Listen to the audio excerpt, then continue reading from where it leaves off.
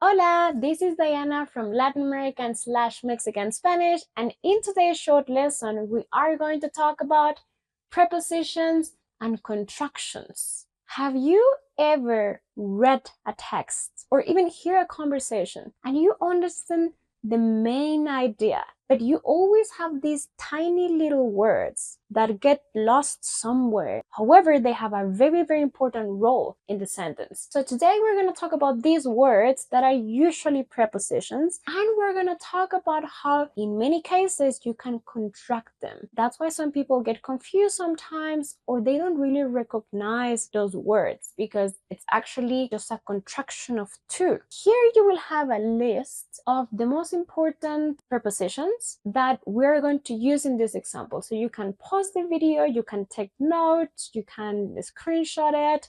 It's up to you, but you will need it to understand the examples that we will have. And it's also going to be very useful if you would like to practice with a few exercises that I will give you for free. The first sentence is, I am with my friend. You know now that with is con, and you know the verb to be, you know that friend is amigo or amiga, and translating this sentence is going to be very easy for you. Estoy con mi amiga, for example. Second one, I moved to London 3 years ago.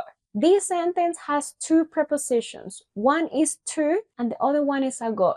To, you know that in Spanish is a, and it's very useful to talk about directions. For example, I'm going to school, I'm going to the church, I'm going to the gym, voy a la escuela, voy al gimnasio, voy a la iglesia. All of that, it is important in Spanish. Then we have ago. That creates a bit of confusion between my students because they believe that ago has something to do with the verb to do, because ago is hace in Spanish. However, it has nothing to do. Those are two different words. English loves to have ago at the end of the sentence, but Spanish puts the hace right before the number. So in this case, it would be me mudé a Londres hace 3 años. Then we have, they go to the hospital. Here is when we start with contractions.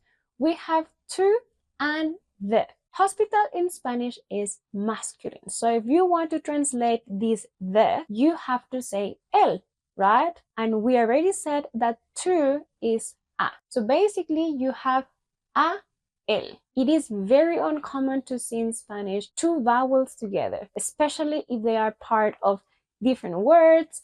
Every time that Spanish can avoid it, it's going to do it. And the thing that Spanish loves to avoid is to have two or more vowels together. So if we can make a contraction out of it, we will definitely do it. It means that a, el converges and transforms into al. That is the correct way to do that grammatically. Then we go to she is from the UK. We have two important elements in here, from and the. United Kingdom, by the way, in Spanish is Reino Unido, and it is masculine. So what is the meaning of from? You know it because you saw that on the table. And from is the. Okay, you have the and you have el. What is happening in here? One more time. We have two vowels together and they are the same. So it looks like it is perfect for a contraction, and it is. De el creates the contraction del. So in this case, you must say, ella es del Reino Unido. Perfect. Then we have, he drinks a lot of coffee. The important preposition in here is of. That means de. I know what you are thinking. You are thinking, you just told me that from is de, and now you're telling me that of is de as well. Yes, in Spanish, these two prepositions have exactly the same meaning. Then we have the last question that says, do you drink coffee with or without sugar? You know now that with is con and without is sin. Try to make that translation yourself. Do you drink coffee with or without sugar? ¿Bebes café con o sin azúcar? That's what we need. And the last sentence is, we love to talk about books. About. About is a preposition that we care about, and about is sobre. Okay, so this was a very short, contracted presentation about the prepositions and their contraction with articles. It has been a topic that a lot of people have asked me to do. So please have a look to the description box where I have left a few sentences that I will ask you to translate in Spanish. So if you would like to practice even more, I invite you to visit the website. There is a whole lesson about prepositions and obviously the contraction that they create. I have exercises and examples that I can personally check. And also don't forget that if you would like to have a personalized session specifically focused on your interests and the areas that you might be struggling with, you can always book a one-to-one private session and I will be very happy to support you. Muchas gracias and see you next time. Adiós.